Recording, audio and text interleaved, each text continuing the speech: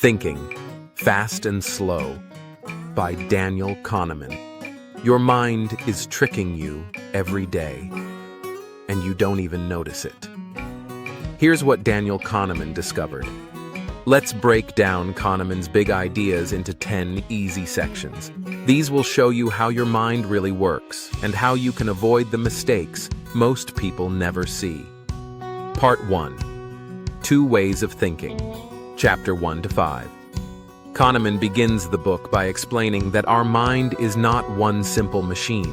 Instead, it works as if it has 2 different characters inside it.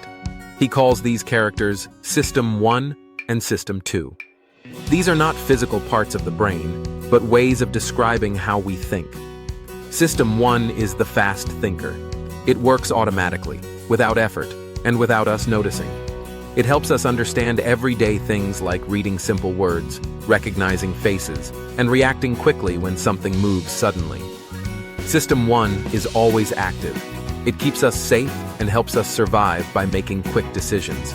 For example, when you see a snake-like shape on the ground, your fast thinking tells you to step back even before you confirm what it is. System 2 is the slow thinker. It wakes up when we face something hard or unfamiliar.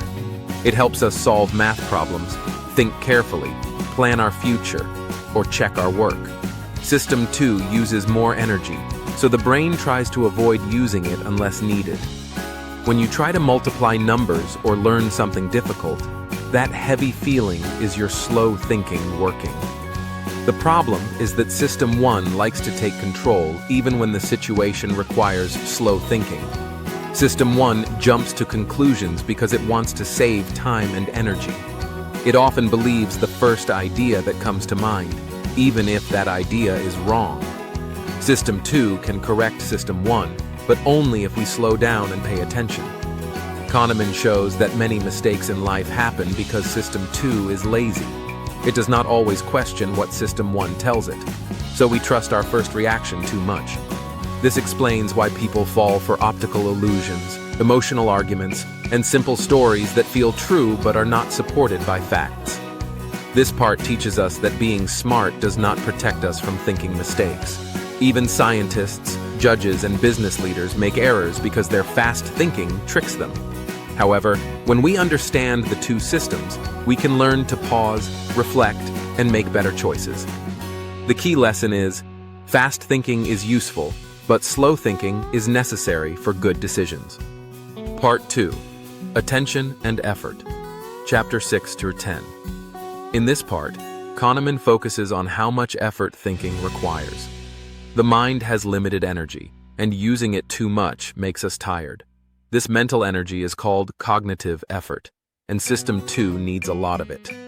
When we do something difficult, like studying, solving problems, or paying attention for a long time, we feel our brain getting tired. This tiredness affects our decisions. When the brain is low on energy, we tend to choose the easiest answer instead of the correct one. This is why students sometimes make simple mistakes on tests, even when they know the material. Kahneman introduces the idea of ego depletion, which means our ability to control ourselves weakens after using a lot of mental energy. If you spend the day focusing hard, making many choices, or controlling your emotions, your willpower becomes weaker later. This makes it harder to resist temptations, avoid mistakes, or stay patient. This also explains why people are more likely to take risks, spend money carelessly, or get angry when they are mentally tired.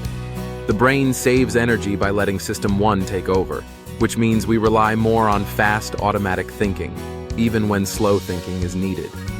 Another important idea in this part is that attention is limited. We cannot focus on too many things at the same time. Multitasking is actually switching between tasks quickly, not doing them at once.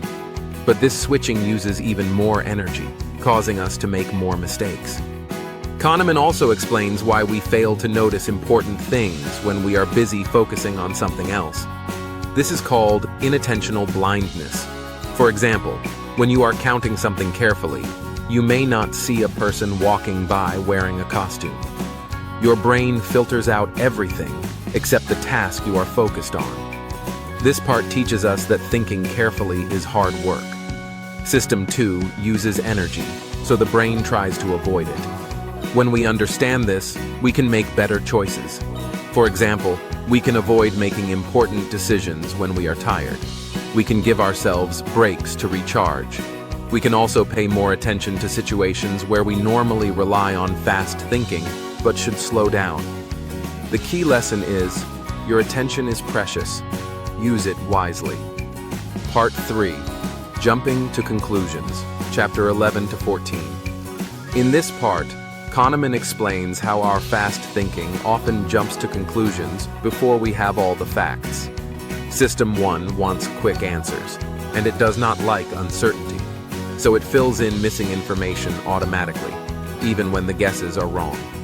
One major idea here is WYCIT, which means what you see is all there is. This means that when we make a decision, we often rely only on the information we have in front of us. We do not stop to think about what information we might be missing. For example, if we meet someone who speaks confidently, we may assume they are smart or trustworthy. But confidence does not show knowledge. We are simply jumping to conclusions because of limited information. Another example is when we predict the future based on very little data. If a student gets good grades early in school, we might assume they will always succeed. But there might be many other factors we cannot see. Kahneman explains that System 1 also uses associations to connect ideas quickly. If we hear the word doctor, we might immediately think of nurse or hospital. This helps us understand the world quickly, but it also leads to stereotypes and wrong judgments. Another problem is coherence, which means our mind likes to create simple stories that feel complete. If we know a little about a person, we make up the rest of the story in our mind. For example, if someone is quiet, we might assume they are shy or unfriendly, when they may just be tired. Kahneman also talks about the halo effect, where one positive trait makes us believe someone has other positive traits. If a person looks attractive, we might think they are also kind or successful, even without evidence. These shortcuts save time, but they cause many mistakes. We should not trust our fast judgments too much, especially when making decisions about people, money, or future plans. This part teaches us to slow down and ask questions like, 1. Do I have all the information? 2. Am I assuming more than I know? 3. Is my first impression possibly wrong? The key lesson is, don't jump to conclusions. Pause and think. Part 4. The Power of Stories, chapter 15 to 17. This part explains that humans do not think in numbers. We think in stories. Stories make us feel safe, clever, and comfortable.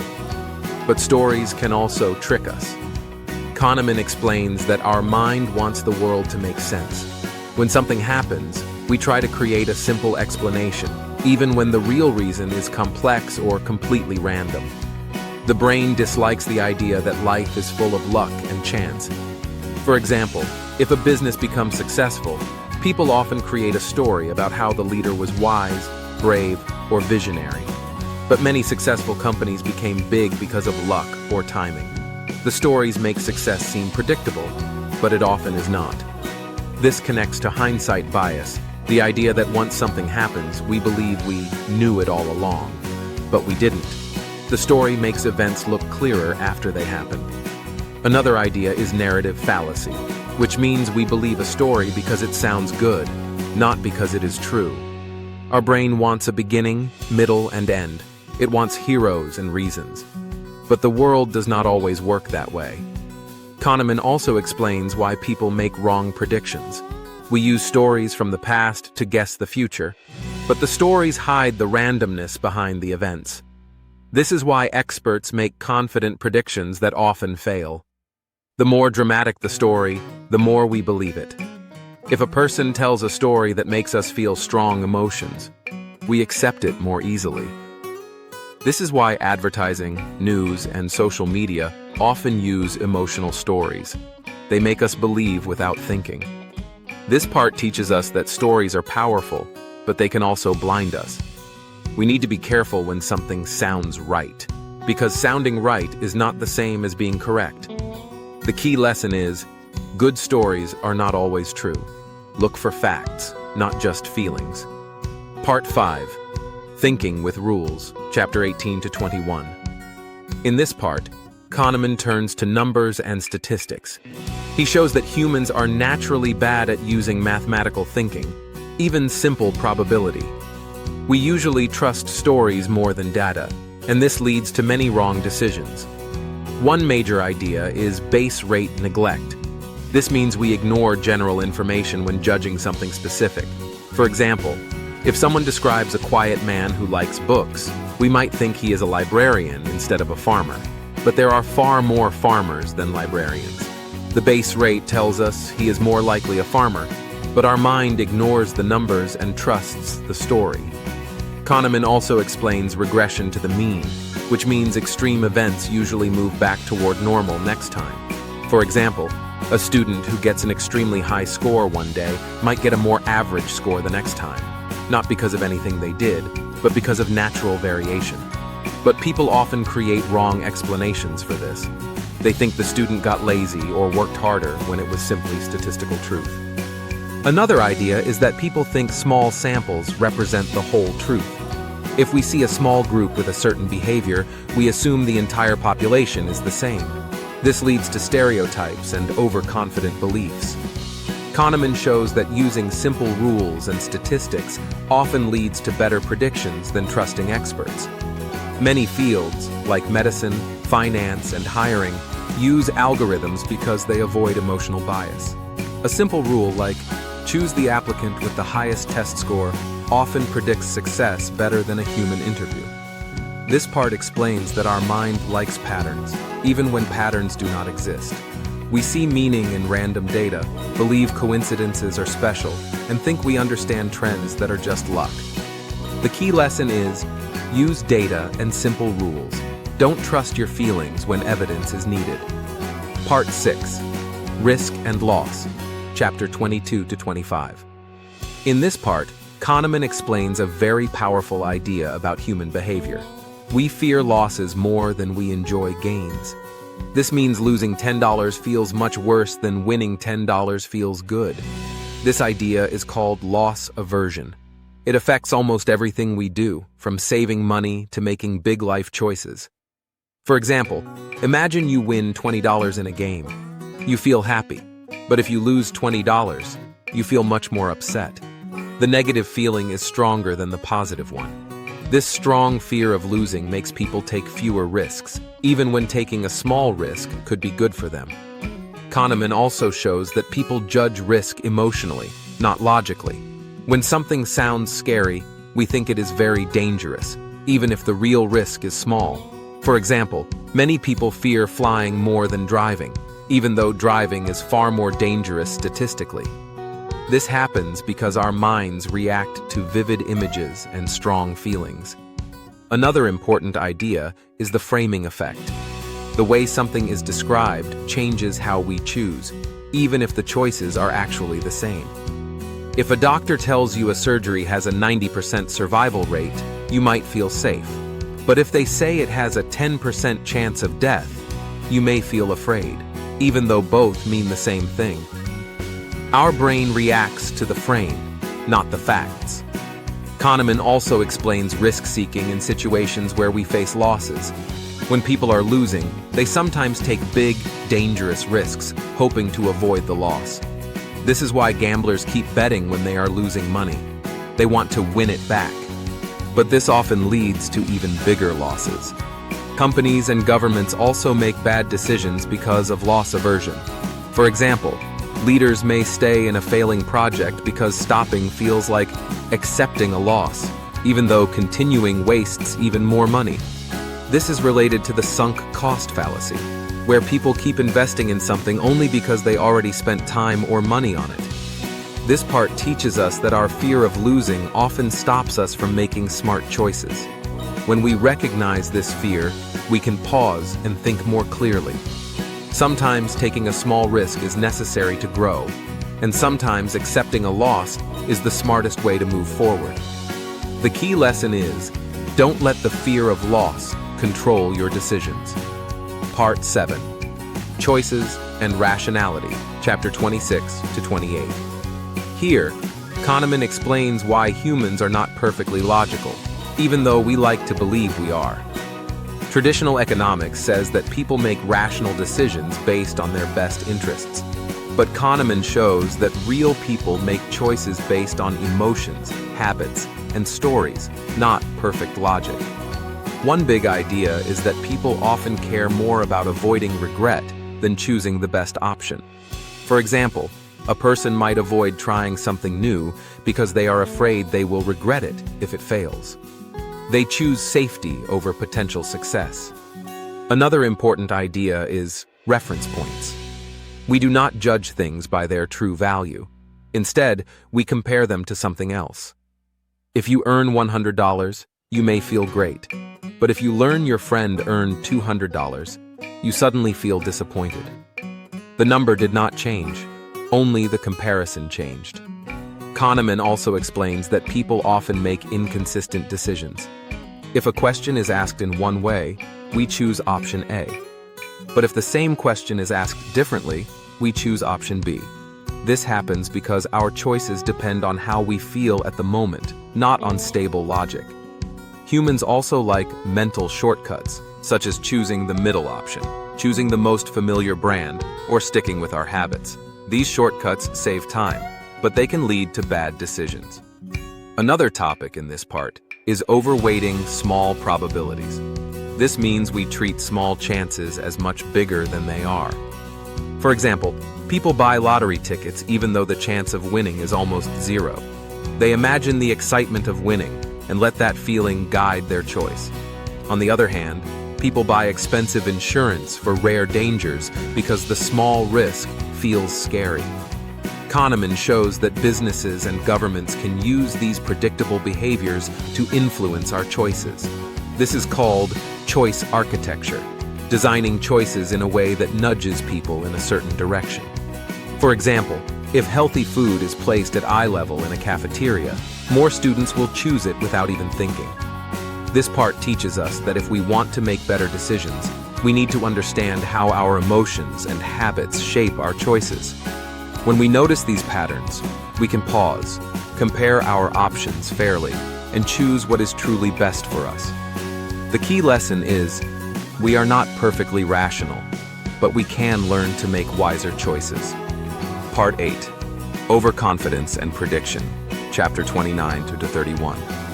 This part explores why humans are often too confident in their own abilities, knowledge, and predictions. Kahneman explains that people tend to believe they understand the world more than they actually do. This leads to mistakes, failed plans, and poor predictions. One major idea is the illusion of understanding. After something happens, like a company becoming successful or a country facing a crisis, people create a simple story that makes everything look obvious. But in reality, life is unpredictable. The stories only make it appear clear afterward. Another idea is the illusion of validity, which means people trust their own judgment even when they have no real evidence. For example, someone might think they are good at detecting liars based on a feeling, but studies show that humans are usually no better than chance at spotting lies. Kahneman also explains the planning fallacy. This is when people underestimate how long tasks will take or how much they will cost. Students think they can finish projects faster than they actually can. Governments underestimate budgets for big projects. Businesses expect success too soon. People imagine the best-case scenario and ignore delays, mistakes, and unexpected problems. Another important point is that experts are often overconfident too. Professional predictions in fields like economics, finance, or politics are frequently wrong. Experts believe they see patterns in random events. They feel confident because they spend years studying their field, but confidence does not equal accuracy. Kahneman also talks about tightly linked events, cases where everything depends on something else happening just right.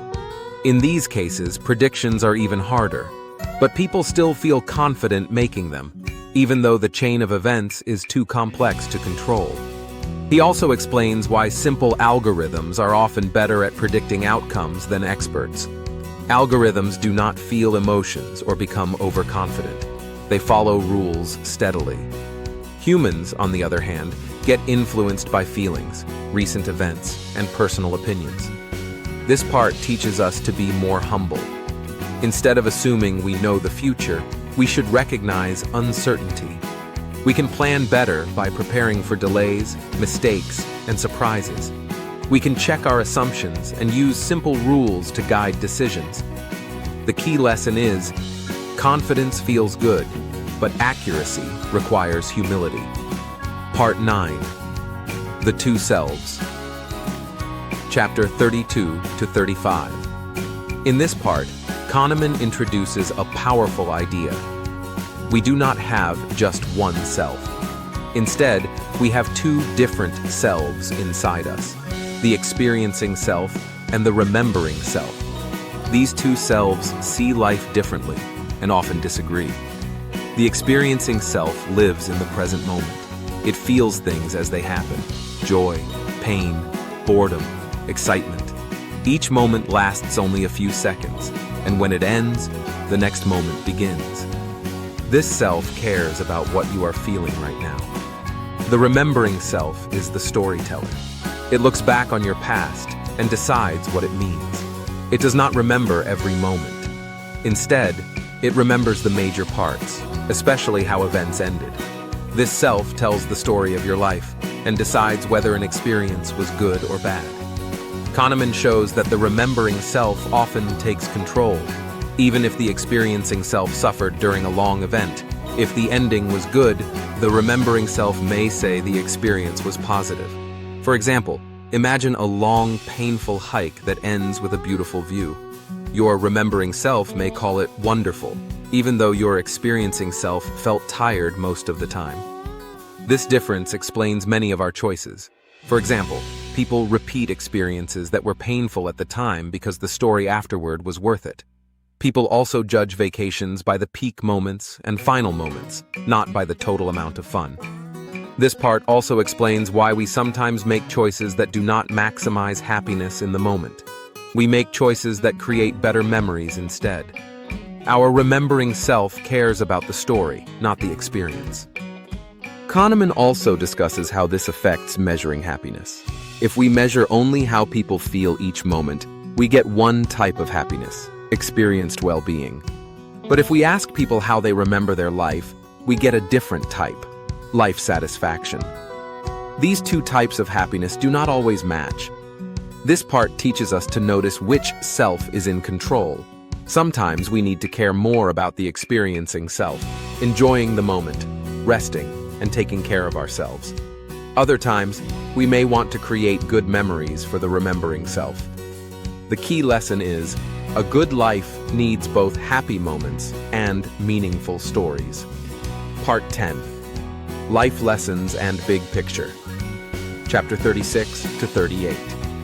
In the final part, Kahneman brings together all the ideas from the book and explains how they apply to everyday life.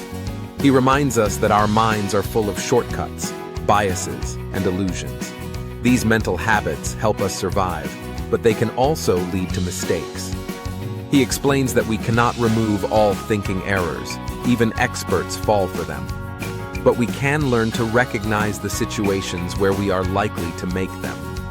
For example, when decisions involve money, risk, or strong emotions, our fast thinking often takes over. Kahneman encourages us to practice slow thinking during important decisions. This means asking questions, checking our ideas, and looking for facts instead of just trusting our feelings. Slow thinking takes more effort, but it can prevent big mistakes. Another lesson is learning to accept uncertainty. The world is complex and unpredictable. We cannot always control outcomes or predict the future. Instead of pretending we know more than we do, we should focus on preparing for different possibilities. This makes us more flexible and wiser. Kahneman also emphasizes understanding other people. Everyone has the same mental shortcuts. When people make mistakes, it does not mean they are foolish. It means they are human.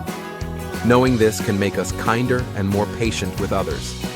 He also explains that organizations often make poor decisions because they rely too much on intuition. He suggests using simple rules, decision checklists, and clear procedures to avoid errors. These tools can lead to better outcomes in business, education, and government. Another important point is learning to separate our experiencing self and remembering self. If we always chase memories, we may forget to enjoy the present. If we focus only on the moment, we may miss long-term meaning. A balanced life requires both. Kahneman ends by reminding us that understanding how we think is the first step toward making better decisions. Even small improvements, like slowing down, questioning our first impressions, and looking for evidence, can greatly improve our lives. The key lesson is, we cannot be perfect thinkers, but we can be wiser thinkers. Now that we've gone through the key ideas, let me share my personal reflections. What truly spoke to me, and how it connects to real life. Reading Thinking, Fast and Slow by Daniel Kahneman helped me understand my own mind in a much deeper way. Before this book, I thought that most of my decisions came from careful thinking. I believed that when I chose something, whether it was what to buy, how to solve a problem, or how to judge a situation, I was being logical. But this book showed me that many of my choices are actually made by a fast, automatic part of my mind that works without my awareness. This discovery made me rethink many things about myself. One of the strongest lessons is that our brain likes to save energy. Instead of slowing down to analyze information, it often uses shortcuts.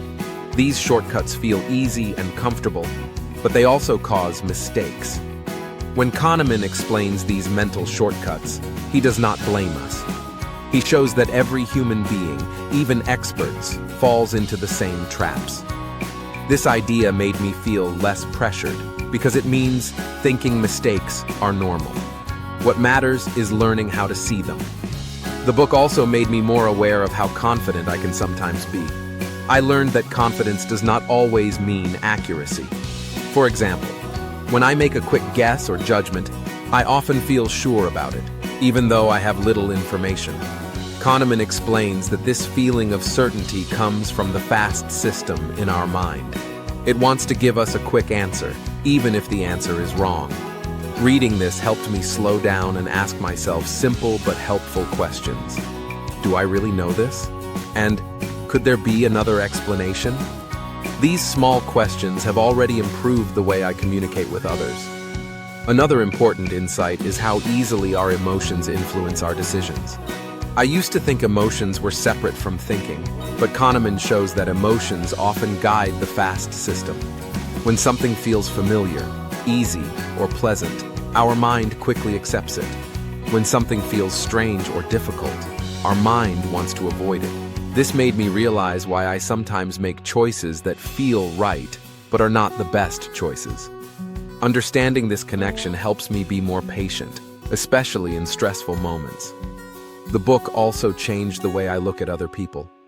When someone makes a mistake or has a strong opinion, I now remind myself that their mind is also reacting automatically. They may not be aware of the shortcuts or biases influencing them. This makes me less judgmental and more willing to listen. I learned that good thinking is not only about being smart, it is also about being understanding. A surprising part of the book is how small details in a situation can push us towards certain decisions. Something as simple as the way a question is asked can change our answer. This made me more careful about the information I accept. I now try to look at facts from more than one side before deciding what to believe. Overall, Thinking Fast and Slow gave me a clearer picture of the mind. It taught me that slow thinking is not weak or boring. It is powerful. Slow thinking helps us see the truth behind our reactions, make wiser choices, and become more aware of our own habits. The book reminded me that being a better thinker is a lifelong process, and every moment of awareness is progress. After finishing this book, I feel more curious, more open, and more patient. I understand myself better, and I feel more hopeful about improving the way I think. This book is not just about psychology. It is about becoming a more thoughtful, balanced, and understanding person. Before we end, I'd love to share 5 powerful thoughts from this book. They might inspire your next move in life. 1. You can make better choices when you slow down and give your mind time to think. 2. Your first reaction is not always right, but you can train yourself to see more clearly. 3. Every thinking mistake is a chance to learn and grow stronger. 4. You are able to understand your mind better, and this will help you in school, work, and life. 5. When you notice your own biases, you take the first big step toward becoming a wiser person. The end. Like this video if you want more insights, and subscribe for more brilliant thoughts.